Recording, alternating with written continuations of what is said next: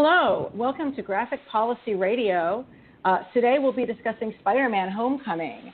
And I have two of the perfect guests joining me this evening to talk about the movie, David Brandon Wilson and the Blerdgurl Karama Horne. Brandon Wilson is a Los Angeles-based filmmaker and educator. He's been a classroom teacher since 2005, which is one of the reasons I wanted him on this podcast to talk about Spider-Man, since this is a very high school-driven movie. He's directed numerous short films and two feature films, most recently Sepulveda, which he co-directed with his wife, Jenna English. Sepulveda has won awards at local festivals and is currently available for rent or purchase on Vimeo On Demand, which I will be checking it out on. He writes essays in film and culture at geniusbastard.com and tweets at genius_bastard. And Karama Horne, a.k.a. Blerdgurl, frequent contributor to the podcast, is a freelance commercial video editor by day and comic book reading, anime watching, TV live tweeting, K-pop listening, blog writing, superhero geek girl by night, on a mission to shine a light on both characters and sequential artists of color. She provides commentary, reviews, interviews on her popular Tumblr and official website, blerdgurl.com, which is BLERDGURL.com. Really great site folks should check out. Karama is busy fixing up her century-old brownstone and Bedford-Stuyvesant section of Brooklyn, i.e. a fellow New Yorker, joining me to talk about a very, very New York superhero movie. I'm playing host while Brett is out finishing watching, writing up his own review of the movie right now. So I got people in right. But David, are you there also? Brandon? Yeah, I'm here. Can you hear me? Yes, great. Okay, I wasn't sure if I connected you properly because I don't really know what I'm doing when it comes to the technical side of this on occasion. So thank you guys both. Real quick, I also want to do a shout out tomorrow. I'm going to be on salon.com. They have a Facebook Live thing on their Facebook page, and at 3 p.m. I will be on to talk about Game of Thrones with former guest at our own podcast, Amanda Marcotte. So I'm really looking forward to that. I hope folks will give us a listen live and ask questions and talk about one of the best TV shows. So thanks. So thank you guys for joining us. I just want to say for our listeners, this is going to be full of spoilers. The one thing that I can say to you before the spoiler stuff begins is that I think the movie was great and you should see it. Did you guys like the movie in general? Yeah, I really enjoyed it. What about you, Brandon? Yes. I enjoyed it a great deal. Absolutely. I've already seen it twice. I've seen it twice already. Excellent. So there you have it. Go see the movie right now and then come back and listen to the podcast. And now, for the rest of us who have all seen the movie, let's get into it. Like many people who I know, I really had zero interest in watching another Peter Parker origin story. And I also had zero interest in watching another Peter Parker story. I really wanted this to be Miles Morales. It wasn't. But if we were going to be stuck with another white Peter Parker, this is the way to do it, in my opinion. It feels like this really should have been Miles' story. There's literally no reason why this couldn't have been a Miles Morales story. It would have been so much richer for it and much more reflective of New York City that we live in today. But Tom Holland was a fabulous actor, and they still should have hired a person of color for the role. But Tom Holland was a joy to watch, and I'm sure there are Afro-Latino boys who would have been just as awesome. That said, again, good performance there. And, what did you guys think of the decision to go with Peter Parker, and what did you think of the performance of Peter Parker? I kind of agree that I thought Tom Holland did a really good job. I'm a little bit annoyed at the fact that they used almost the universe of Miles Morales, Peter Parker in it, because I know everybody's like, oh, but his best friend's Kenny. I'm like, that's Gonke. I don't care what anybody says, but that is Gonke from who is Miles Morales' best friend, who was always playing with Legos and looked exactly like him. So it's like, no one can tell me different. Come on Twitter and fight me. I'm serious. It's the same character. But at the end of the day, they went with Stan Lee's wishes, and he said a long time ago that Spider-Man in the MCU was always going to be Peter Parker. So I think they tried to accommodate everybody. At the same time, it does look like queens today. I think they did a really good job with that. Yeah. There's a lot about Spider-Man Homecoming that should not have worked. It actually violates a lot of the conventional wisdom about what people want to see. Number one, yeah, Spider-Man, frankly, yeah, it's kind of tired. It's really amazing that it's done as well as it has, and I think it's a testament to the sort of the mythology that was created about around the characters, that the fact that people still are showing up after a couple of dreadful films that have come out that really have worn out. The characters welcome should have been worn out. The director is sort of, someone who has credits, but nothing that is really impressive. And again, Marvel's often been criticized for hiring people more on the strength of how they handle talking scenes rather than being stylists or action directors, with some exceptions. But, he's John Watts. There's nothing about him that's particularly, interesting, but nevertheless, the movie works. It's got 6 writers, 3 teams of writers, again, usually not a good sign, but somehow they really, and I guess this is the producer, was where Kevin Feige gets to shine. They really sort of had a clear vision of what they wanted to do, that they didn't repeat anything that we've seen in the Raimi films or the Mark Webb films, and that they're still, and yes, you're absolutely right, that they pilfered a bit from Miles Morales. And again, I'm not as far as that. I mean, I get it. It's Peter Parker. They want to start with him. They left the door open for Miles Morales with a line in there that clearly they're leaving the door open that perhaps one day they'll pass the torch. And honestly, my first thought was, why do we have to go back to high school? Why can't we have Peter Parker who's been doing this for a while, and then there's another set of stakes? But I get it. And of course, they want to have the sort of John Hughes aspect of the Marvel Universe introduced in that. And it worked, and it all worked. But yeah, there were a lot of things about this film, probably I would say almost second only to Guardians, the first one, where I think a lot of people were, including myself, were like, what the hell are they doing with that? Whereas, yeah, it maybe shouldn't have worked as well as it did, but it did, and it's to their credit. Yeah, I would agree with that in general. I think they were smart about it also in that, and I think you're right about the Kevin Feige thing, because there was, first of all, the young adult market right now is where all of the money's at. Like, even in comics, that's where all the money's at. TPBs across the trade paperbacks across the board, I think, are making more money as young adult, when they're marketed as young adult books versus straight, like, floppies right now. And I think the same thing is happening in the movies.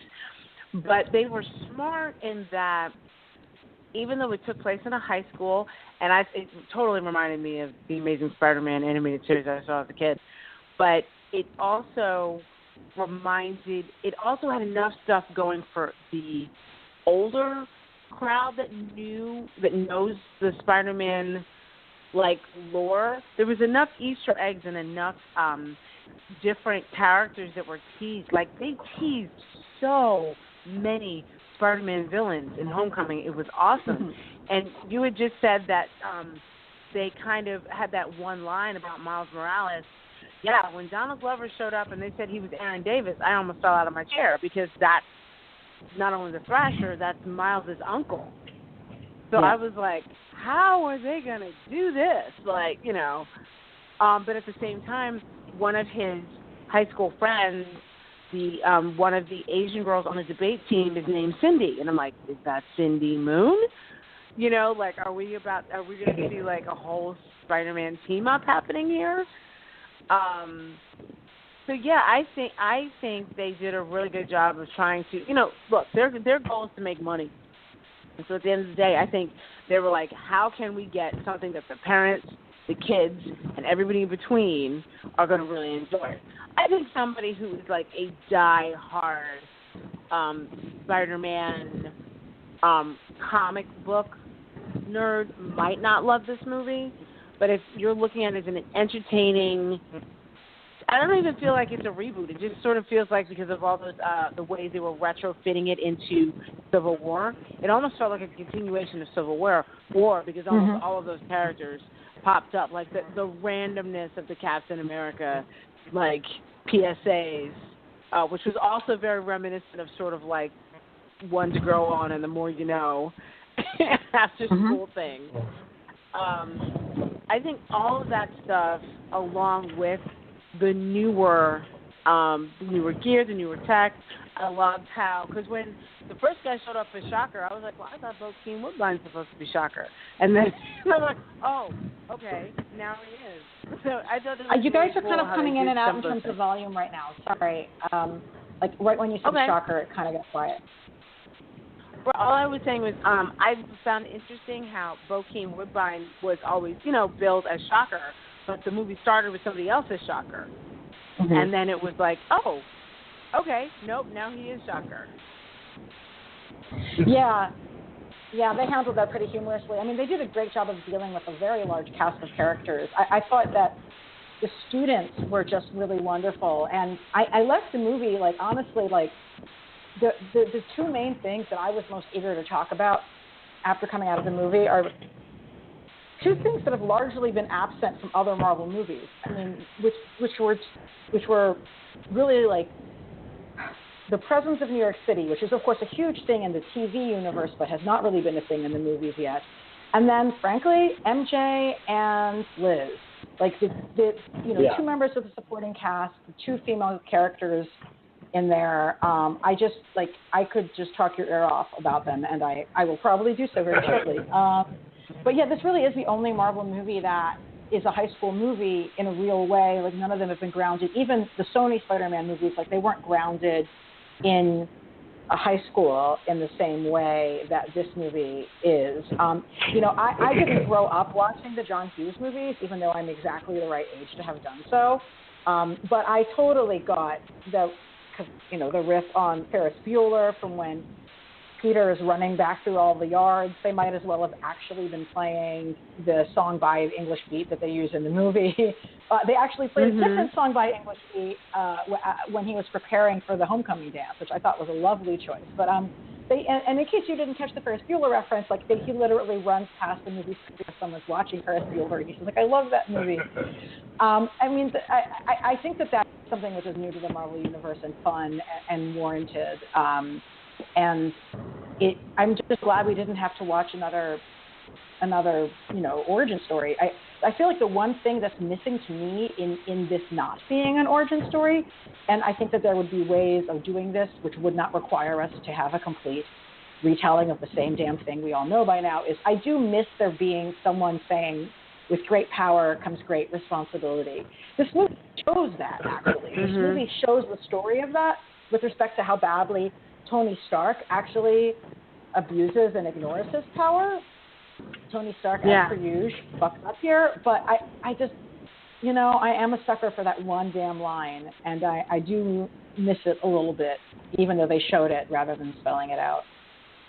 Yeah.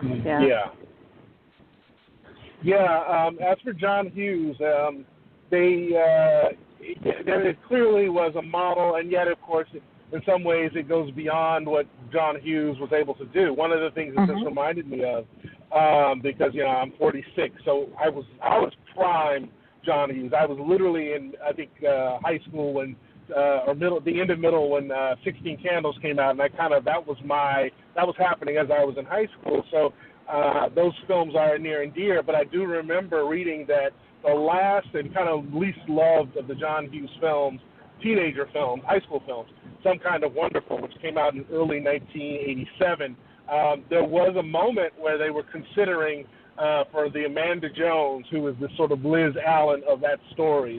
It's a third iteration of their love triangle, which you can sort of see in Michelle, quote-unquote Michelle, Peter, and Liz. It's that same kind of love triangle with the sort of that they've established in Homecoming. So when they were casting the great beauty, the one who's the Liz Allen character, there was a moment where Lisa Bonet was considered for the part, and this was a big deal because the thing about John Hughes films, as I'm sure you all know who've seen them, is they're incredibly white. They're very, very, very white. There's really not much diversity, and the few times that people of color are referenced or appear, they can be very problematic. That's a whole other podcast. So Lisa Bonet was considered, and according to her, and who knows, I mean, I remember reading this article, she says that she kind of first she put herself out there like, why not me? And she was sort of grossed out by the response. She didn't name John Hughes personally, but just the producers in general. She was so grossed out by their sort of response that the novelty of having this non-white girl, this mixed girl or black girl, depending on your perspective, play the love interest that she sort of she was sort of being considered for it. So now here we are with not even one but two women of color in parts. So I mean, there's something in the 30-year span. I think that says a lot about what we've gotten thanks to a lot of efforts. So it sort of updated John Hughes in a good way. And I also think that they used and it's funny because I wonder whether or not this would have played as well back then either. They kind of used that to their advantage, like because Liz is mixed race, but it's not even addressed, talked about, or hinted at until her father, who happens, to be his nemesis, answers the door. So now, and it's funny because I know, like in real life, I'm pretty sure the actress is mixed race. Yes, she is. But it was interesting how that wasn't even addressed or talked about. And then when he answered the door, everybody's like, I remember it's funny because in the theater I was in, someone was like, "What the hell? Is she adopted?" And I just remember giggling to myself because I'm like, "No, we come in all shades." And I just remember also being giggling that Garcelle Bouvet was her mother. I was like, "Oh my God." I actually don't know that actress, but I was just listening to the Blerd Blerdgurl podcast, and when they interviewed Liz Harrier, the actress who plays Liz Allen, she said that the casting for that role was open to any race. And I'm really glad that they went with a person of color for the obvious reasons, but also like the movie shouldn't have been open race casting for that role. That role really needs to be played by a person of color, because when you have that moment where you realize, oh, her dad is this white guy, and we never even considered that could be the connection or the relationship, I think that really makes the viewers who are white, at least, question our assumptions about who is and isn't in a particular family unit, right? And we wouldn't have had that moment. We wouldn't have had that moment. Exactly. If the actress was you white. wouldn't have had that otherwise. Yeah. So I was really. I thought that was agree, wonderful. and I thought that was really smart too. I also think it's hilarious. People are losing their minds over Zendaya as MJ, and because I was like, okay, MJ. There have been a lot of people with M in their initials in the Spider-Man universe, so I don't think she's Mary Jane, but really? a lot of people are saying she is because it's MJ. No, I don't. I think they're doing another bait and switch. I think they're gonna say it's like another iteration of maybe Michelle Gonzalez or something, and they're gonna say her middle name is Janine or something. I don't know. They could do it. They could do a number of things. I mean, it would be awesome if she was Mary Jane, but I don't. I'm on the fence. I believe they're gonna come out like, when's the next movie? 2019, 2020, 2019. Yeah, 2019. Yeah. Yeah. We're They've got to probably rush not gonna them know because they're trying to Sopranos. do the Hogwarts thing, so they've got to really rush these things through. They can't have 3 years elapsing between. So Right, the kids will look too much older. Right. I don't know. And is there the next Avengers movie? Because I'm also thinking of that cast. Like, they got to hurry up because they're getting. That's the next one. They're getting up there too. I don't know. A year from now, she's Mary Jane, because I very much think she's Mary Jane, very much so. It never really. I mean, I suppose it could be the kid, but no, I pretty much have been under the assumption that she's a Mary Jane, and that they've made some changes. Clearly, it's interesting too because you go back to the original comics. Peter kind of has 3 early love interests, and each one is sort of like has a different domain. So Gwen Stacy is his intellectual equal, and MJ, Mary Jane, is the party girl. She's the fun one. Yeah. And of course there's Betty Brant, who and sort of the more nurturing one, who's got a very small part in this. She's named in this, but yeah, and I sort of like the fact that they, Liz is clearly sort of functioning in a Gwen Stacy sort of role. So, maybe her name isn't Mary Jane, and she's just going to be sort of serve in that, serve as MJ even if she's not Mary Jane. But I like the fact that neither of them, they're sort of just throwing out these dichotomies that the girls have to be this one thing or the other. They're actually both pretty brainy, and I love that Liz is really, she's, again, we'll get into this, I'm sure, the fact that it's a science high school, and this is so that everyone is a science nerd and not just Peter Parker. That was a great, a great touch, very much in keeping what's going on right now in education, and I think that was great for the girls too, that they both got to be. There was one of them didn't have to play the party girl. They both got to be the smart girl. Yes, exactly. It was so important to me. Like as a kid, like you just didn't see. If this movie was made in an earlier decade or by a different director, one of the girls only one of them would get to be the smart girl, right?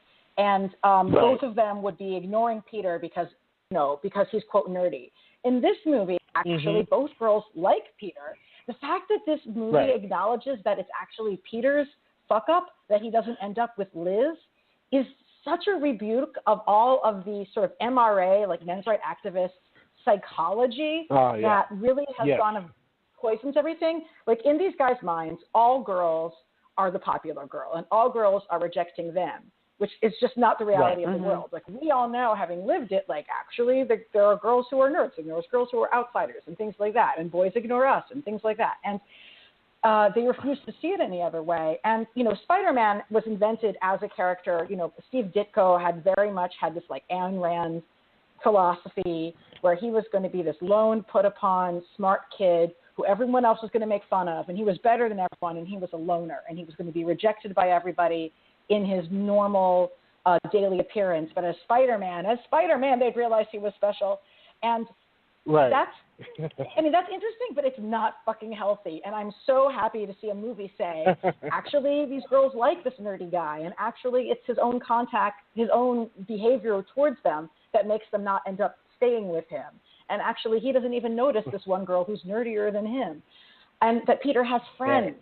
I mean, I think that these are really socially significant, powerful, good choices that the movie has made. I think this is going to be like literally a liberating moment for girls who are nerdy watching this movie.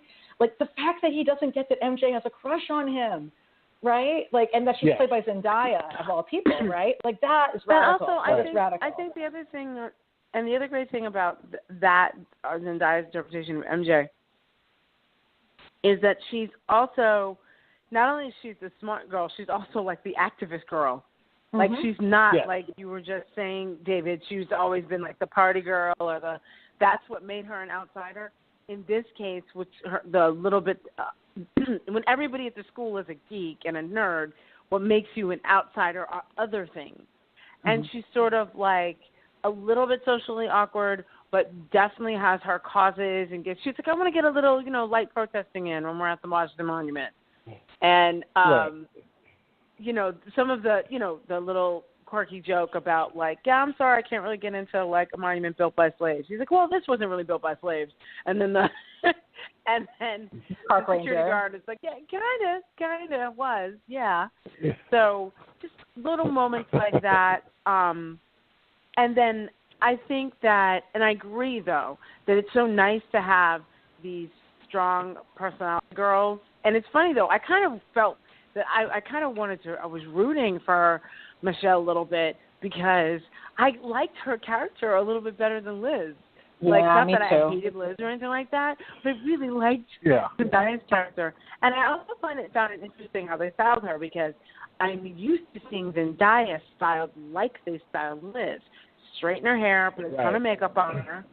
And she, not that she looked like she rolled out of bed, but she was very natural looking and very, she wore her hair curly, but sometimes it was pulled up, sometimes it was kind of in her face, whatever, like, kind of went with her personality. And I also even liked a little bit of what they did with Aunt May. Like, Aunt May wasn't just at home like, I don't know what's going on with you. She was like, you're going out every night. I figured out what you're doing. I checked you. And even the very last scene of the movie where she's like, okay, anybody who hasn't seen it, totally don't listen now. But when she actually sees him and figures out who he is was hilarious. Yeah, one other thing about the... So one other thing about the end. Sorry, go ahead. I'm sorry. I just quickly that it reminded me, of course, of over on DC of Lois Lane, sort of like dispatching right away that of course she knows that Clark is Superman. Excuse me. So yeah, I thought it was great that now the other big one that how could she not know? Like it's interesting that these both have been now sort of laid to rest in the movies, and like they know, and now it makes you respect the characters more. And it opens it up to a lot more possibilities dramatically. That was it. That's a very good point. One other thought with respect though to MJ's personality is that she's actually Jessica Jones from the Bendis comics. You know, in Marvel Comics, he retconned it so that Jessica Jones went to school with Peter Parker. And she had a crush on Peter Parker, and he didn't even notice her. And Jessica Jones' main personality trait, basically, is being sarcastic all the time. So that's basically You're right. She's Jessica Jones in the movie, and I'm totally fine with that. But that was literally the first thing I said when I left the movie to the folks I was with. It's like, MJ is actually Jessica Jones' personality. But yeah, I really just like, we don't get many movies with two nerdy girls, and I like, that's not even something we're offered, even though they're both conventionally attractive and one of them even cares what her hair looks like. It's still like progress, absolutely. Yes. Now the key is here. How do we go forward? How, is Michelle going to transform into MJ? Is it going to be the classic sort of teen movie thing where, she's unveiled with the makeup on and Peter realizes, like, that's going to be an interesting thing? Or does she get to keep being this in Michelle, this character? Is it going to be just a minute sort of evolution? I'm very curious to see that. I hope she gets to keep. I hope she gets to keep who she is. I hope they keep her styling and her personality and stuff. I really want her to stay there. And just like she keeps showing up now where he is, I want her to just do that and him realize, like basically, because that is something that she did do before they got together. She just kept saving his butt. Like, like from smaller things and dealing with some of the, the high school stuff. And again, and I know we're going to talk about this in a minute, but it reminded me so much of the MJ or the interactions with all these teens reminded me so much of the 90s cartoon. So much of, like, just high school life and a lot of the things. Like, there were so many moments in this film that I don't want them to lose, and that's one of them. I don't want them to all of a sudden give her a makeover. Like, it would be the only thing that I would find that interesting for is if they have to go to some type of fancy event, like Tony Stark invites them to something and all of a sudden she decides to doll herself up for the event. You know what I mean? But I would want her, like, wearing Converse or being completely, like, not able to walk in heels or something. Like, I like that she's awkward. I like that. Yeah, that's important. But the teenage thing in this movie was hilarious. Like, all those little moments, like when Shocker and one of his henchmen come to the school and Peter and Kenny are hiding, and Kenny's like by the window with the chess players, and the dude just kind of looks out the window like, dude, what are you doing? And he go, hi. Yeah. Just hanging out. What are you doing? And he's like, chess. Like, they're just so cute and so, like, it doesn't feel. I think the thing that I'm tired of is, like, the WB casting 30-year-olds as high school students. Yeah. So it's really nice to see. I mean, you're a teenager. Sorry, you're a teacher, David. So you tell me, they felt authentic to me.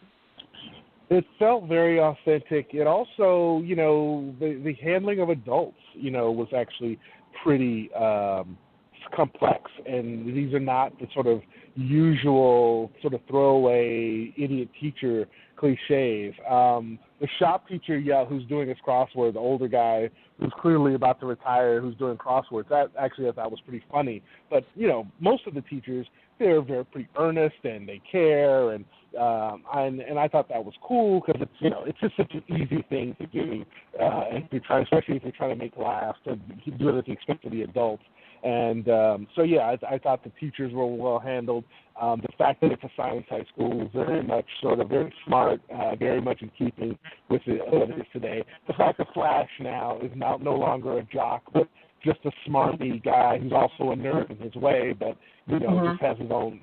He's sort of trying to be the cool nerd, sort of the sort he's a nerd with access to a really expensive car, basically. Like he has the really expensive car. And he knows how to do his hair, and these are the things he has. So he's like, I'm going to use this over everyone else. He's rich, right? Exactly. He just happens to still be a jerk, which is what's kind of awesome. I mean, but I know all of so many of us. What was that? He's also clearly rich, as that sports cars. I mean, he has a car and they live in New York. 1, 2, he has that car and they live in New York. Right. So I definitely and he's privileged. He was privileged. Like the date that he went on with the girl, and like his whole dialogue, like, no, that is not how you serve lobster. That's just not how you do it. Right. And she was clearly annoyed because he clearly just made a scene at somebody's restaurant, and it's just he's grown up privileged. So the subtlety there, and it's funny because it was something that I could relate to a little bit, but the subtlety there was what I think people miss many times. A lot of people will look at this and like, it's diverse or whatever. It was great that they made him, Middle Eastern, and he made, but Peter was still in the same school with him. But how often, is it usually the brown person that's supposed to be low income or basically blue collar, and the white jock or the white privileged? In this case, they made the Middle Eastern character, and I'm saying Middle Eastern because I don't want to say he's Indian. He's not. I did not look up his heritage. But they made him the teasing he was giving over Peter wasn't just the fact that he felt he was better than him in terms of smarter. He was lording over him also a little bit like, I'm rich and you're not. Yeah. We know where you live. Like, you're not rich. And that's a little bit of his that was also a little bit of his panic going to the party, I think, too. Mm-hmm. Yeah, that house was crazy. Yes, because he knew they had, a lot of the kids had more money than he did. So I think that was the other thing with him that was going on, because a lot of people don't realize, like, when diversity is like, because a lot of schools and things like this, like, kids will divide themselves upon any lines they can find. If it's not race, many times, so like if the school's diverse, trust me, classism is always there. So that, I think, was an interesting layer that a lot of people aren't talking about, because everybody's like, oh, yay, it's diverse. And I'm like, which I think is wonderful. But the subtle layers of classism there, also, like we talked about earlier, like the mixed race, kids, and actually addressing that a little bit and actually playing on the audience's own stereotypes that are in their own heads, to actually bring other, characters to life. But I still I really thought it was a cute high school. Did you guys catch the principal? Did you guys know who that was? No, I didn't. Who was the principal? Kenneth Choi plays the principal, and his name is Morita, I believe, and he is essentially the grandson of his character in Captain America: The First Avenger. His grandfather is one of the Howler Commandos. Yes, so he's there's a shot in his office where you see the old black and white picture of himself in World War II, in his uniform. So that was a nice little callback to the first Captain America, the first Avenger. So yeah, and that was nice as well.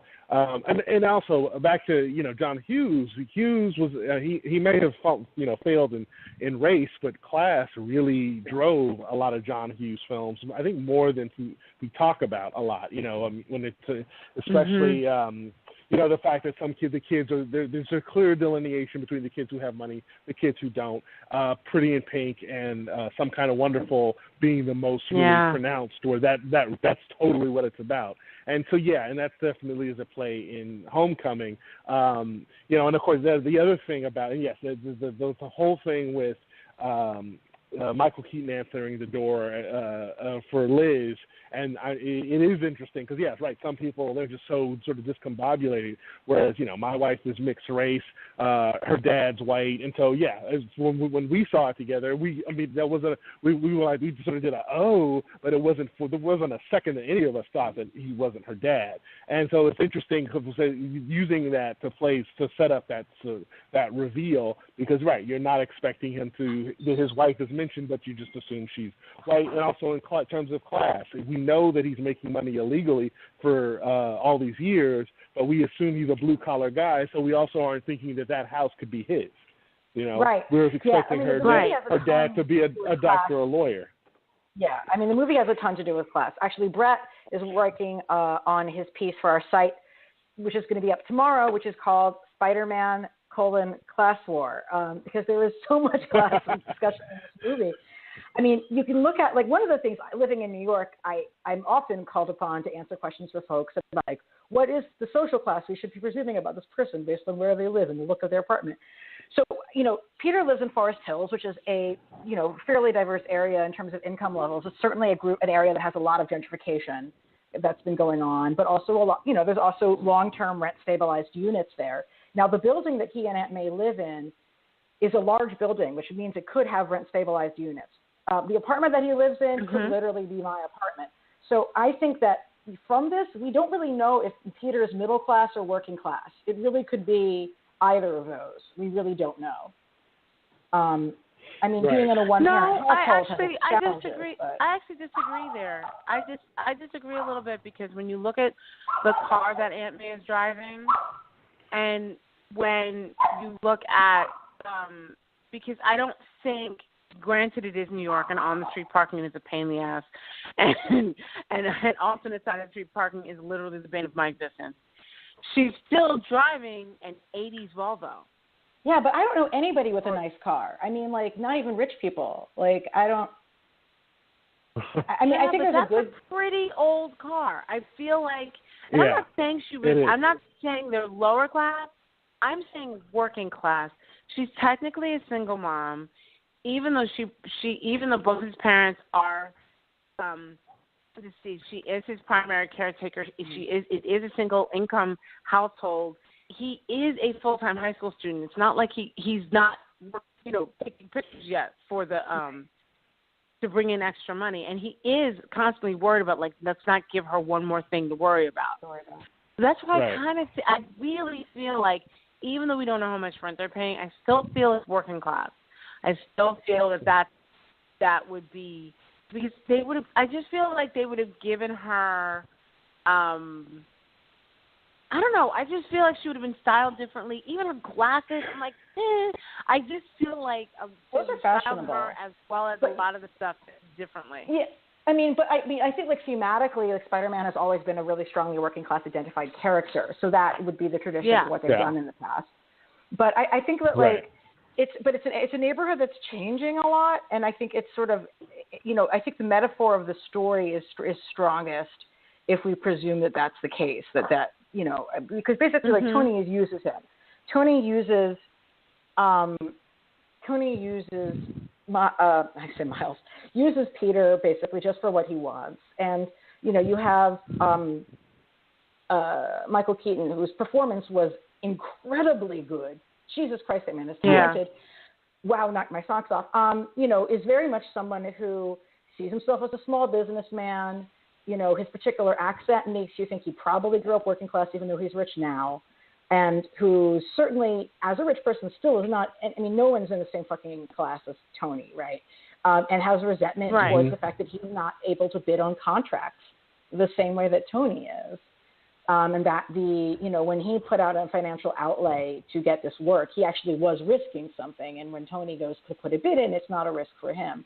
But he is also, throwing his weight and power around to scare the comparatively, less affluent Peter, right? That house is crazy. I actually also spent probably too much time trying to figure out where I think the house is supposed to be.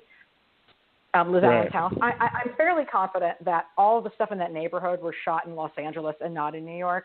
There's lots of hilliness. This was shot in. The film was shot primarily in Atlanta, as are almost all the Marvel Studios films. So that lends it. It has. That's another thing. It's a diversion from past Spider-Man films. We don't really see him in Midtown on a glass skyscraper or swinging through traffic like we. This is a very outer borough. And I'm not a New Yorker. I'm from LA. I've been to New York, 4, 5, 6 times in my life, and I love it. But I'm coming at this I have a different perspective. So yeah, to me, I read this. Okay, this is a really outer borough Spider-Man, as he should be, because he's new at it. This is where he lives, Queens, home of the Ramones, which got their shout out at the End Force Park specifically. So yeah, and they're using Atlanta to really sort of drive that. They sort of leaned into the fact that they're shooting in Atlanta, which is so with all the trees and everything. So yeah, I'm sure that house is in Atlanta. Most of that whole scene of him running through the neighborhood that read like Atlanta to me. But I know they shot most of it there. They did some work in New York just for just to there were definitely give it some enough exteriors authenticity. there. There were definitely some exteriors there, but I saw the movie with my boyfriend who is from Queens, and when you saw the signs, the subway stop for 23rd and Eli, I was like, okay, that's 23rd and Eli. Well, the next shot, we were like, that's not Queens. Like, I don't know what that is, but that's not across the street from the shot we just saw. So, so that's probably one of those scenes that was like in Atlanta. Like, they probably mixed stuff in. There were some definitely iconic sections and moments, but even some other little things were very New York. Also, there's something different about a kid, no matter what nationality, that grows up, no matter what ethnic background, that grows up in the city of New York, like in Queens, in Brooklyn, how not across the board, but a little bit, he spoke a couple languages. Like, he spoke a little what we call Spanglish. He spoke bodega Spanish. Right. He didn't speak necessarily like Sicilian Spanish. He knew enough to understand that the bodega owner was talking about his aunt. But, we were cracking up because certain things were so New York. Because, around the corner from me, right now, if I hang up the phone and go around the corner to the bodega, I can pick up some chips, I can pick up a sandwich, and there will be a cat laying on top of the counter. That is very Now, that cat was a long-haired cat, which I have yet to see a long-haired cat in a bodega. But I was very relieved that the bodega cat survived. I felt very, very strongly positively about the bodega store owner as that guy definitely. I was curious what Peter was going to order. I was kind of like, oh my God, are they going to make this be a thing about ordering a chopped cheese? And that's not really Queens. But they totally had that. But I just needed for my own sanity to come up with at least a headcanon of where Liz Allen's mansion is. So after some amount of research and conversation with some fellow New Yorkers, my headcanon is that either Liz Allen's family mansion is either there's an actual part of Forest Hills that I haven't been to before called Forest Hills Gardens. That's very wealthy and has separated houses that are large, although they have a bit more, quite large, I should say. Although they have a bit smaller, they are a bit more dense than where her neighborhood was. She could be there, or she could be South Shore of Staten Island. Because remember, his mom, May is like, a suburban kid. People from New York City certainly refer to Staten Island as the suburbs. Now, it is also possible that the writers of the movie might think that that house is in Long Island or Westchester County. However, you cannot go to a New York City public magnet school if you don't live in New York City, and Long Island and Westchester are not in New York City. So part of me was like, I think the filmmakers think that she's in Long Island or Westchester, but she couldn't be. So I have to figure out where I think she is based on my knowledge of the rules of the New York City public school system. So those are my little hand cannons for where Liz Allen's family's mansion is. I hope other people care because I spent too much time thinking about this. As someone from on the other side of the country, I find this all very fascinating. So yeah, that's really interesting. Thank you. But I have also seen. I wondered a little I've about seen that too. I've seen parents do some incredible things to get them into certain schools and to make sure that they're in certain districts, like a grandparent or a cousin or an aunt that live within the borders. Yeah.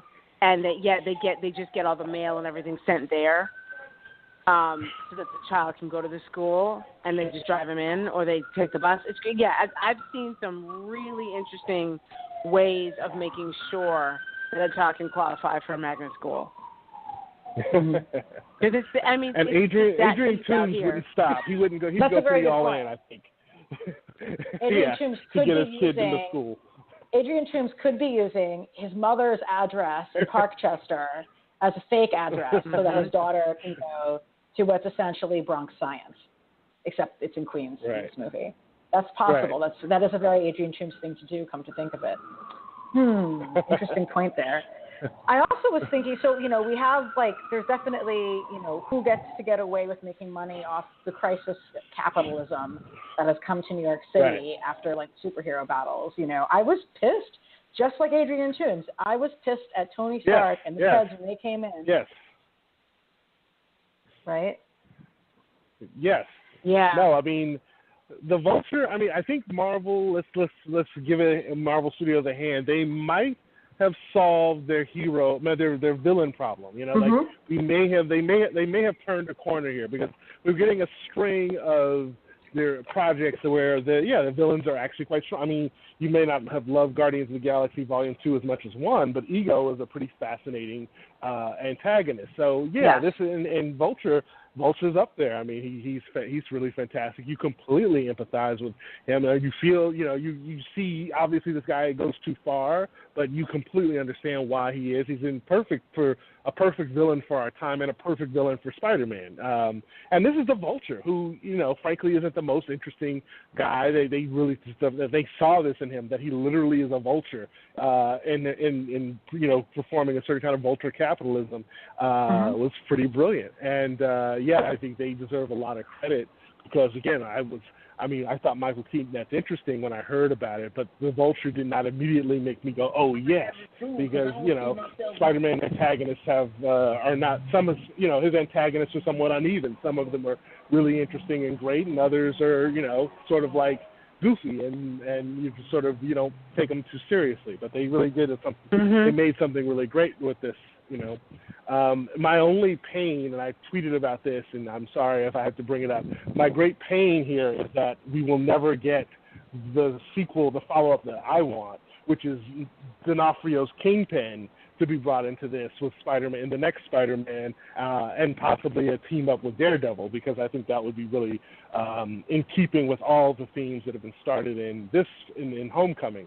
But because of the weirdness between the Netflix Marvel and Marvel Studios, unfortunately that's unlikely. And of course, at the end we get the suggestion that we're going to have a Sinister Six at some point, if not in the next film, in the third. Which I'm not as thrilled about a Sinister Six. That doesn't immediately grab me like it might grab others.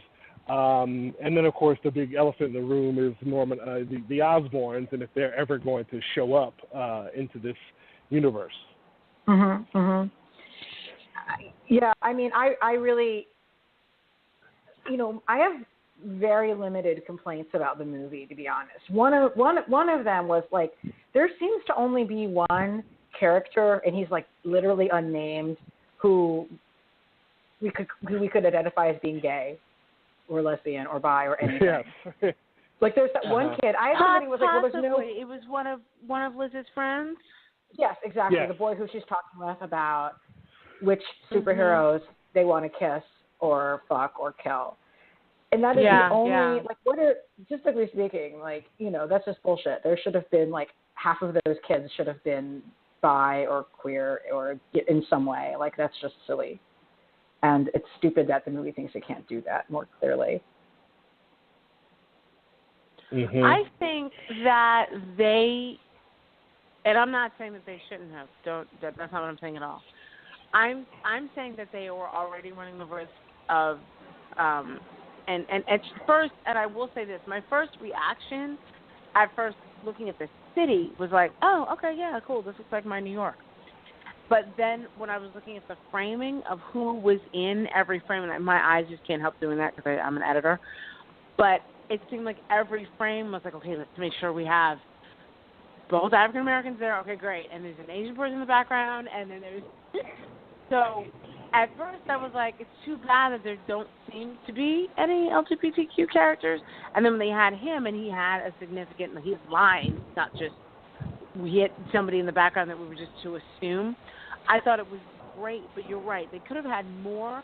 It was so interesting because sometimes I kind of feel like when somebody who is not a person of color or LGBTQ or somebody who's normally underrepresented is not in the writer's room or is not directing or is not behind the lens, sometimes you can see it because there's some little small missteps that happen. It's like, make sure that we see all the things as opposed to make sure that we feel and connect to every single one of these characters. And I do think the leads we did get to connect with.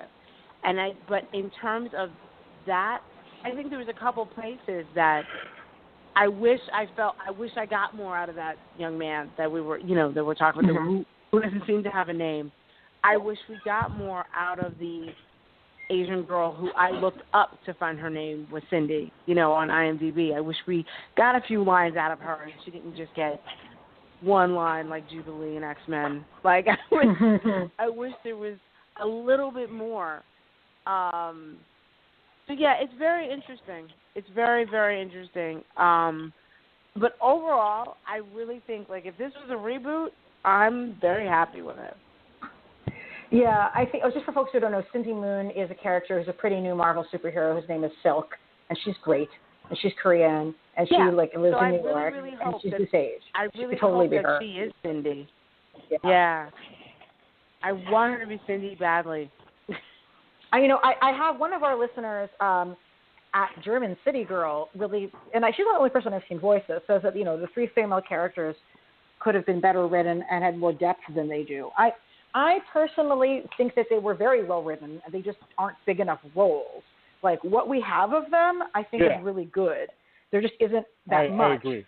But there isn't that much of anybody other than Peter really anyway. Like, Ned doesn't have a character arc. Like, Ned does get to do what Ned wanted to do, which was he wanted to be the guy in the chair, and he got to be the guy in the chair, but he doesn't have personal growth really. Like, it really is just Peter and the Vulture. Like, I want more from them because there should be more of them, but I think that's, you know what I mean? Like, that's just not quite where I would have come down on this. Yeah. No, I do. Yeah, I mean, look, there's a lot that they could do. They did a lot of great things in terms of creating a really rich and diverse world. But yeah, I mean, at the end of the day, it's a Spider-Man movie, and they've got to, move a lot of plot along, and so there's always room for growth, and I definitely hope that, we get to see more of them. But I think that they were pretty, the sort of the inner circle at least, were pretty well written, pretty well defined, and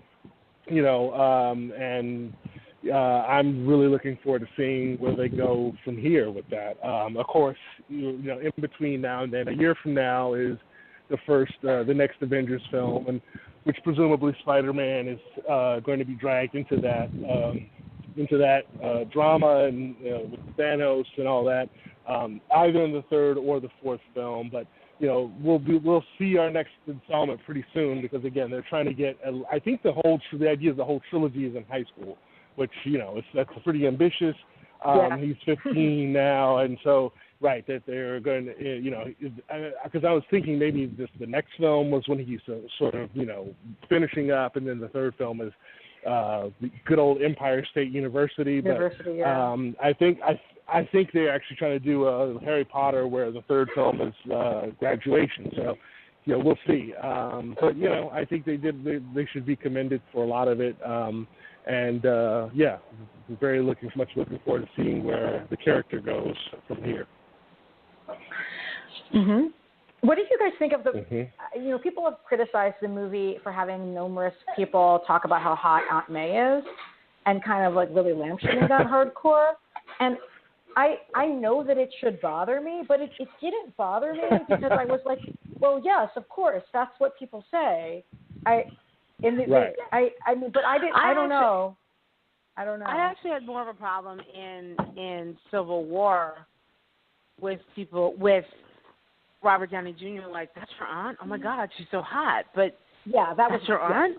And I'm like, that pissed me off more than anything because of like the blatant ageism.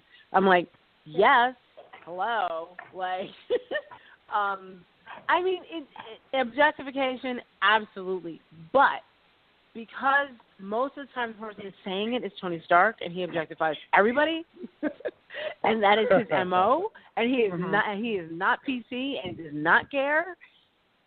That is the only reason why it doesn't bother me, because that is, I'm not even just canon. It's just true to form. It's true to Tony Stark. It's true to Robert Downey Jr. Like that's art imitating life and imitating art. Right. It's usually coming out of his mouth, which is why I would have been very creeped out if it was one of the kids, like, calling her a MILF or something. That would have really freaked me out. They hinted at that with Ned. Clearly has the way he delivers "Hi Bye May." It's a little there's a little something on it, but I'm glad they didn't go into the because that would be the corny thing to call her a MILF or an elf, I guess. Oh my God. You know what? I'd like to. But that completely flew over my head, and this is also showing how I was raised. I'm trying to figure out why this child was calling her by her first name. I was stuck on that. I didn't even think about the fact that he had a crush on her. I'm like, why is he calling her May? What is up? Right. Mrs. Parker, I don't understand, or whatever her last name is. No, it's definitely a culturally specific thing, like which families use first names for kids to address out of. I called adults by their first names, and my parents would freak out if you called them like other stuff. And that's like I don't know, like and I feel almost like you can tell with people's families based on things like where in the country they live and like religion and things like that. But absolutely. But speaking of actually things like religion, so Peter Parker was sort of coded as Jewish, like many of Marvel's characters at the time it was created, and certainly Forest Hills, was a relatively Jewish, although not hyper Jewish area. And Peter Parker's aunt is specifically mentioned as being Italian in this. I'm assuming because of what Bonet is. It's sort of interesting. Like, I don't, is this Peter Parker an Italian American Peter Parker? Like, that last name doesn't, it's just like whatever. Like, it's sort of an interesting question to me. I mean, it being New York, like, if he's a white person, there's a good chance he's Italian or Jewish. So that's entirely reasonable. But like specifically saying she's Italian might be giving us, like, that's not to say that he necessarily is, but like maybe we have an Italian American superhero. We haven't really had one in the Marvel universe yet. I don't know. I mean, the fact that Marvel still maintains these weird WASP last names for characters from New York City when there's like nobody with a WASP name from New York City is a mystery. But yeah, I don't know. Maybe Peter Parker's Italian American. I'm Jewish, and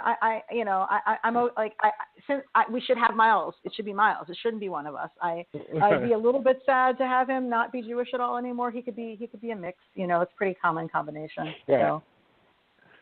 Yeah, no, that definitely, the fact that she was mentioned as Italian was, I thought, very interesting. And I mean, I took it, of course, that she is, and that she has some Italian maiden name that maybe we'll hear one day, and that she married into this strangely waspy New York family, but who's not rich or anything. But yeah, it is general. I mean, I'm frankly just always happy to see women of that generation. Marissa Tomei, by the way, is about 5 months older than Robert Downey Jr.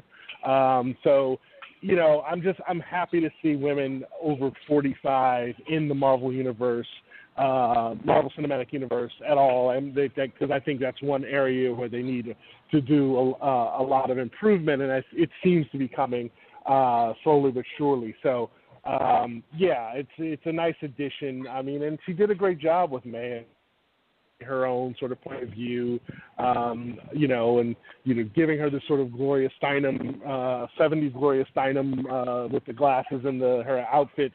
You know, it was an interesting choice, and I like the character enough, and I was always glad to see her. And, you know, she can be tough. I mean, I think Sally Field didn't have such a great time because I don't think they had much of a read on her besides, you know, she's beyond. And, you know, so, yes, Sally Field mentioned that, you know, it was pretty much a paycheck for her because I don't think they had any sort of they knew what to do with Aunt May except for have her be the person Peter doesn't want to hurt anymore. So, but yeah, I mean, it's and of course it'll be great to see what happens going forward with May now as a, you know, in on it and no longer being this woman that, you know, because again there's a sexism to this whole thing of not telling the woman closest to you that you're a superhero, like, you know, that you have to be protected and sheltered. And so it's refreshing that they get to be in on it and sort of contribute and be part of the struggle, and you know, it makes them closer to the character. You know, she and Peter's relationship now will be so much more interesting than anything we've seen before. Agreed. And she already was, like, you know, she actually has personality and has a real sense of humor and, like, relates to him in a good way that I just think we've seen in that many relationships like that. I also want to read out something that Hello Train Cat tweeted, which was, I hope MCU Uncle Ben, when alive, had the same je ne sais quoi as hot Aunt May, and men from far and wide used to say, wow, what a fox. So sad to hear about your hot uncle's passing, Peter. That man had the ass of an angel.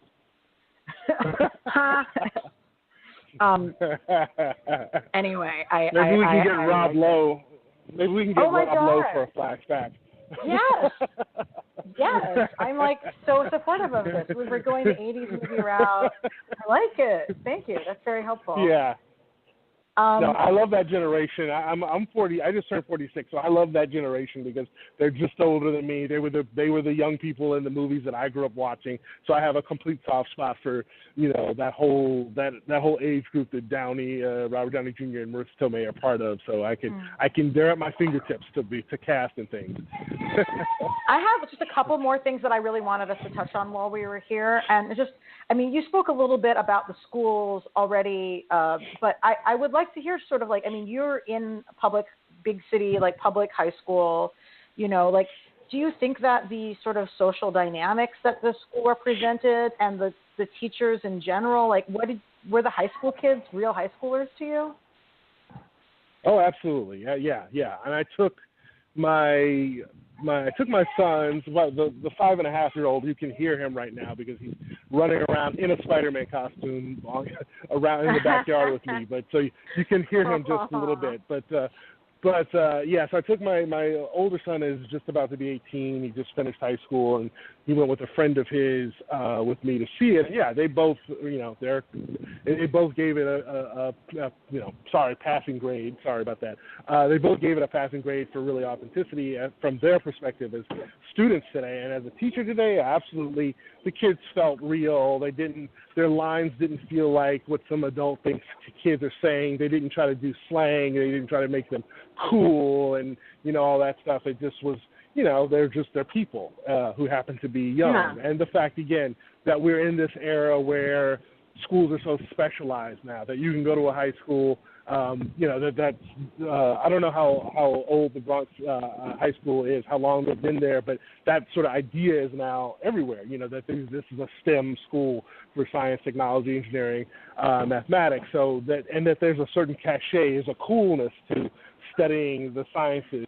You know, as we wrestle with our general American anti-intellectualism, we are actually creating a generation that sort of doesn't see science and math as being a drag or you know, annoying. They actually are growing up with this idea that it's viable, it's cool, it's important. So yeah, all of that really worked. And again, I mean, I think the teachers for the little bits that they got, and I'm a big fan of Selena Slava from Orange is the New Black. It was nice to see her, play a teacher and something completely different from Gloria on that show.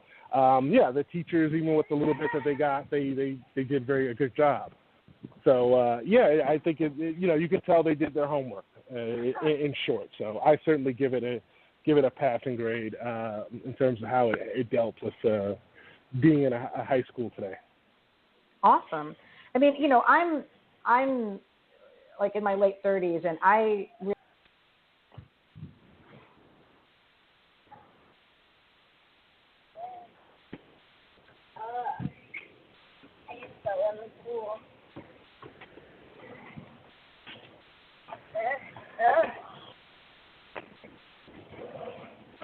Hello.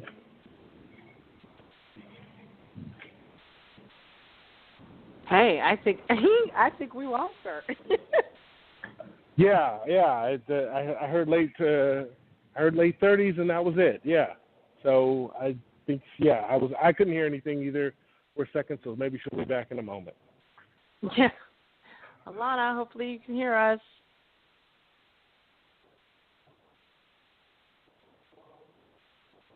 In the meantime, what did you think about? I don't know if we're still recording or what our status is. I know. What did you think? What did you think of the school last? I missed that last one. What did I think of? The school and the way it was handled, just from your perspective. I thought the way the school was handled was wonderful, and the thing that I always laugh at a lot of these movies and stuff is like how unrealistic stuff is. But he was, right. They had homework, they had detention. I loved him running out of school with the suit in the backpack and got to find an alley and change, and you know what I mean? Like he just doesn't appear in the suit and stuff. I liked, I remember thinking wow, I wish I went to a high school like this. They had tons of extracurricular stuff. Right. And I liked the fact that there were all these different aspects of school life. They had the assembly. They had Hannibal Buress's characters the coach. They had you heard him. You saw him in chemistry class. You saw him in Spanish class. You saw him in history class. They were in the class where they were going over the Sokovia Accord. I'm I think that might be the other guy. I think we actually watched him go through almost a day's worth of classes. I found their high school experience really interesting and refreshing. Whether or not that's exactly what high school, looks like right now, no. But I feel like I've seen all of those kids stumbling out of a school. You know what I mean? At 3 o'clock on certain days, or onto the subway, or onto buses. I feel like I've seen those kids. They seem very real to me. And I loved the scene with Kenny, who was we got a Spanish test. He's no. I got to go do this thing. I might not even be in high school anymore. And he's no, we really do have a Spanish test, though. Hey, it's Ilana. Sorry, my computer freaked out, and I'm really glad that the episode didn't short circuit in the process. So. Okay. Thank you for keeping it up. Thank you for keeping it up. Yes, you are still on the air. It did continue. Everything's fine. Okay. Anyway, I'm glad we got to talk about the high school thing a bit more. All we heard you say was mid-30s or something like that, and then you disappeared on us. It died. Oh, I was going to say, for me, in my experience in high school, it wasn't whether or not you were good in school that made you a nerd or not. It was whether you understood. Well, by the time I was in high school, there wasn't really an in-group or out-group because my high school was too damn big and nobody cared. But when I was in elementary school and I went to a smaller school and it was a Jewish day school and the kids were terrible, if you were a good student or not wasn't what made you cool or not. It completely had to do with other status symbols. So I'm really glad that the movie didn't really need to just keep resting on that as if that was the only determinator of insiders and outsiders, when it's not. But the one other thing I also wanted to hit on when I, guys, this podcast is the idea of crime in the movie. Peter Parker doesn't have any crimes to stop. which makes sense because there isn't a lot of street crime in New York. You know, the crimes are primarily being committed on Wall Street by the banks and by people's scummy landlords who are like chasing people out of their homes. So the fact that the one street crime that Peter Parker has to address really is a bicycle theft, which is actually completely very, very frequent, disturbingly so. Well, yeah, I mean, and I think also a lot of the street crime, people know their assailant. Like, I mean, I live in Bed-Stuy, Brooklyn, and there's still crime here, but like, if somebody gets shot over here, it's usually because they know the person that they stole from them or something. You know what I mean? Like, and it doesn't happen all the time. It's rare. Like, I'm not, like, if I would not walk down the street and go, oh, my God, someone's going to shoot at me. This is not New York in, like, 1982. This is not, you know, it's a completely different New York, and I do agree that it reflected that. But I do think it was funny how he was bored. He's like, what do I do? There's nothing to do. Hey, stop breaking into that car. That's my car. That's hilarious to me. With the guy who was trying to get into the car that locked his keys in the car, and he stopped him, and then the neighbors are screaming at each other, and then one of those neighbors, of course, is Stan Lee. But it's just funny. How you that do whole it? Oh, my God. I love that scene with the neighbor shouting out the window. I was like, oh, relatable. But, like, yep, here's that regularly. But, yeah, like, I'm glad that the movie owned up to the fact that New York isn't, like, this crime-ridden, like, hellscape. Right. Like, the crime-ridden hellscape is on Wall Street, and it's not something that Spider-Man, as a hero, is particularly equipped to address. So, yeah. And by that was one of the funniest things to me about Daredevil, because Daredevil was in Hell's Kitchen, and I'm like, Hell's Kitchen isn't even Hell's Kitchen anymore. Like, what are they going to have to stop protecting? But the Hell's Kitchen of Daredevil, when it was upon its inception, it's Disneyland now. Like, literally. Right. So it's so funny to me that I'm like, what is he protecting? Where is he? Right. And even as an LA person, I know that. Even as an LA person, the Hell's Kitchen of the comic books has been long gone. And so they had no choice in that, but to just create this sort of, well, let's just pretend it's still like that, you know, kind of thing. So, and yeah, the thing about the whole Marvel Cinematic Universe what's so striking is that superhero films before 9/11, it was about crime. And growing up in the 80s, you know, that was a huge thing. Was like, oh, the streets are filled with roving gangs of punks, and you just, you know, what if we had someone out there looking for us? And what's so interesting is, these new films really don't address that at all. They don't. There's not, aside from sort of Netflix and what they have to do, it's all about terrorism. And so, and it's really just Peter wanting to get involved into sort of the big game, which is, you know, weapons of mass destruction and people sort of, the sort of terrorism that now the superheroes are sort of dedicated to stopping. So, no, that was really interesting that they didn't try to create this scary New York of yore and bring that back. Yeah. You know, and it's a shame because, like, Peter definitely, like, I will say something. Here's some things about New York is that they've been closing our firehouses in spite of the fact that there's more and more people living in New York than ever before. So if Friendly Neighborhood Spider-Man needs something to do, he could just, like, tune in to, like, the 911 scanner and, like, help to get people out of burning buildings and, like, maybe, you know, I always, like, get people who are stuck in traffic to the hospital faster. Just, like, carry various, like, women who are about to deliver into the hospital more rapidly. I think that would be, like, really helpful. Traffic is really bad. The Raimi films actually dealt with the burning building, Spider-Man as firefighter a couple times, actually. Yeah. So they could really return to that. I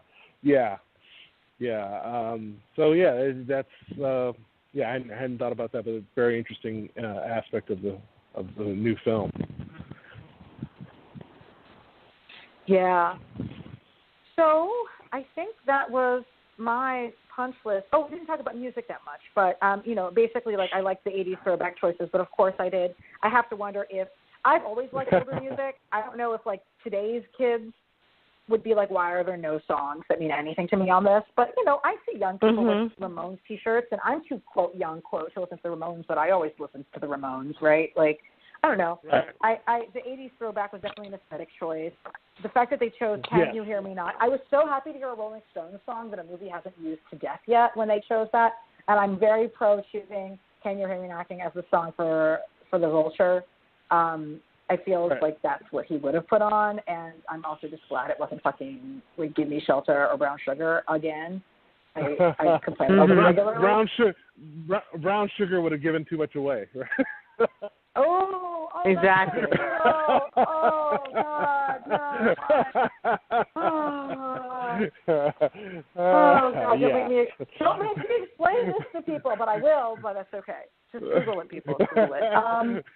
So my complaint with music, though, actually, is just that they just use Blitzkrieg Bop twice, which just makes me have to, like, pull rank as a music snob and be like, do you not know any other Ramones songs? Yeah. I completely agree. I mean, I get it. The Ramones are from the same, they're local. They're from Peter's neighborhood, and that was cool. It was an odd choice, especially when they did the Spider-Man theme song. At least Joey. I assume it's the whole band. I'm not a Ramones expert, but yeah, I know they recorded it. But yeah, that was kind of odd. Again, John Watts is like. I think people, especially in today's sort of movie geek culture, it's like there's no in between. A director has to be awesome or just suck. And the fact that John Watts is like, he serviced the material. He did what he did enough, just enough. It's not amazing. I mean, I don't think that this is the sort of thing where like James Gunn, where his music selections are so inspired that you're dealing with like a cut above the average director. And that's not really the case here. Like, yeah, some of the music cues were a little more obvious and they weren't quite as interesting, but so what? I mean, it's like it's okay. It doesn't, so John Watts isn't maybe okay. So he's no great auteur and everything, but hey, he did a good job with the Spider-Man movie, especially compared to the last guy who was charged given the franchise. He smartly didn't commit any of his sins. He didn't try to make this I feel like the Mark Webb films tried to do like the Nolan, Christopher Nolan-ized Spider-Man, and it just didn't work. And this is the first one that has, and for me, even with the Raimi films, which I like the Raimi films a lot. I think Spider-Man 2 is still sort of gold standard for superhero films. I think that this one, Homecoming and the first Spider-Man are at least tied, if not. I think I actually like Homecoming a little more, but it's hard to say because it's brand new. Even the Raimi films didn't quite get the humor right. They would Spider-Man makes jokes, but it didn't feel organic because it's Tobey Maguire. It was very big eyes and quivering lips and the emotion and so forth. So yeah, this is the first time you really kind of feel like that's the Spider-Man in the comic books who makes the joke. Who's a everyman, but he's not miserable, and he has a sense of humor. So yeah, good, kudos to him. And yes. So some of the choices, I think the action scene, the big third act, and that's become an issue with the comic book film. I feel like the third act fight scene being sort of engaging rather than just feeling assaultive and sort of over just too much. I mean, yeah, I think it could have been better in terms of some of it was a little too jarring and shaky. And I get it, they're hanging onto a plane. That was a moment where, you could feel that maybe perhaps a more, seasoned director could have made some more interesting fights. But in all, I think he is to be commended. And yeah, I mean, sometimes people show up and they do the job and they do it well. And it doesn't necessarily, you don't have to say I'm a John Watts fan now. I swear my sword to him in all future, skirmishes about directors, but. He did a good job. He assembled a good team, and and of course, let's not leave out Amy Pascal, the other producer who behind this, along with Kevin Feige, who of course, it's easy to credit him for everything because he's been shepherding this whole project through, which no other studio seems to be able to do anything like this, and he increasingly seems like the mastermind. But yeah, also Amy Pascal. Let's also give her credit too for taking this, having a hand in this as well. So, Karama, any last thoughts? No, you know what? I do agree with. Well, I agree with everything I think you just said, David. I want to see it again because I saw it in 3D, but the theater I was in, I felt like it was not just not fake 3D, but it was also dark. So by the time when we got to that third act fight, with the planes and everything, it was so dark that I feel like I missed some things. And like you said, it was going very fast. As an editor, I felt the pacing was really I'm like, whoa, we're breaking all kinds of 180 rules here. I don't know what side of the plane I'm on now. Like, there was a lot happening. Plus, it was dark. Plus, I had those damn glasses on.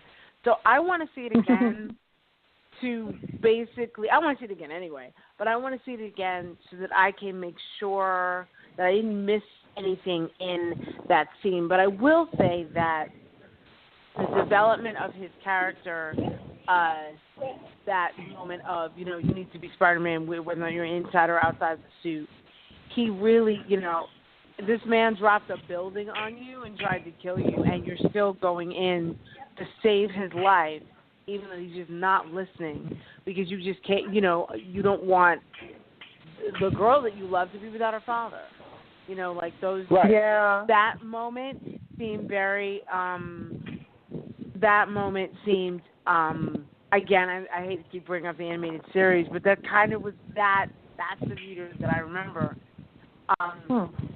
Wasn't always about taking the movie out. Even when the suit, and by the way, it took me forever to figure out that the voice of the suit was Jennifer Connelly, but the suit, when she kept saying kill mode, and he's like, no, why do we have to keep killing people? Why? That was great. Like, why is that there? It was interesting because the suit was clearly designed by Tony, but it's being worn by him. So by Peter, who has a different take on life and the world. And, yeah, he's a good kid, but he still could be a brat. I mean, think about if Flash had the suit. Like, half the city would be jacked up, which also makes me shudder to think if they move forward and that Flash gets hit with Venom. It's an ugly thing that will happen. But I really think that but Flash's story doesn't require. I mean, it depends which version of it. I don't know. I like the comics when Flash and Peter reconcile as adults, like Fat Flash. It was such a great metaphor that Flash is like, all the little nerds reading Spider-Man comics in the moment where the stories are first coming out, being like, Flash Thompson, that cool football playing kid, hates me as myself, but if he only knew how cool I really was, then he's like, because that was the whole Flash Thompson character in the comics. He's the biggest Spider-Man, and he hates Peter Parker. And then over time, Flash Thompson grows the fuck up and stops being a bully and becomes friends with Peter, which I think is just a lovely and mature thing for the comics to have done. That's not to say that all bullies grow up and stop being sociopaths. Many of them don't, and you'll see them in Congress. But I thought it was an interesting thing, and I like it. So I don't know. I don't think he necessarily has to become Venom. I kind of like Flash, who just grows up to be Flash. But yeah, you're right. And he could be Venom. You're right. He would be. Well, I mean, I do. There was that version. I mean, I'm going to ignore the Topher Grace version of Venom because that was no. There's just a lot of no there. But back to the animated series, when Flash turned into him or was infected by him, it was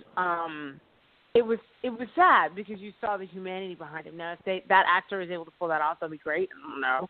I think the next movie is really going to be more about Peter and MJ and another series of obviously adventures. But I am curious to see what because they teased his next nemesis at the end of the film, which was Scorpion. Yeah. So I wonder if that's going to be the 2019, evil. But there's so many people in this film. It could be a bunch of people. I just hope they don't do them all at once. Like they did. Yeah. They've also teased he'll have another Avenger as sort of a mentor. So of course that's is it Cap? Is it Hulk? Who's going to do that in the next film? So I think it's going to be Cap. There was so much Cap in this film. It would be like. I feel like Cap kind of mentored him indirectly in this film. Right.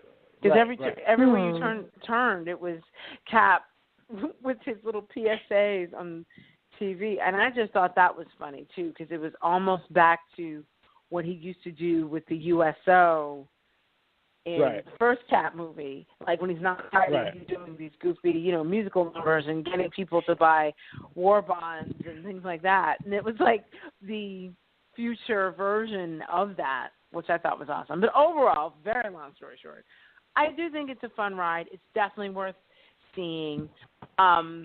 It is. Do they do absolutely everything with diversity right in this film? Not necessarily, but like a kid that gets a C on a test, I think they did a good job, and they can do even better next time. Thank you. Absolutely. So tell our listeners where they can find each of you on the internet. Well, you can basically find me as the Blerdgurl everywhere. Okay. Blerdgurl. Mm-hmm. Right? Okay. And yep. As for me, I tweet constantly, Genius Bastard, one word, and also, geniusbastard.com is the website I maintain. There's a blog, and please go to sepulvedathemovie.com. I have a feature just last week put on Video on Demand, so it's out there too. So those are all my places. Cool. And I'm at Graphic Policy, of course.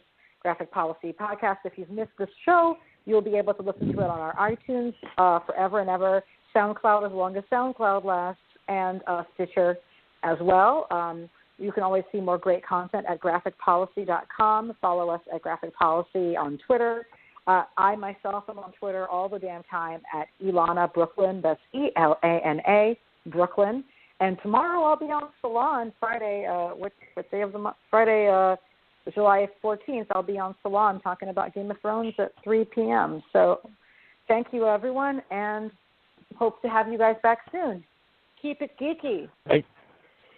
Thank you so much for having us. Thanks for having us. Yeah. Oh, and we'll be back next week on Monday at our normally scheduled bat time, bat station, etc.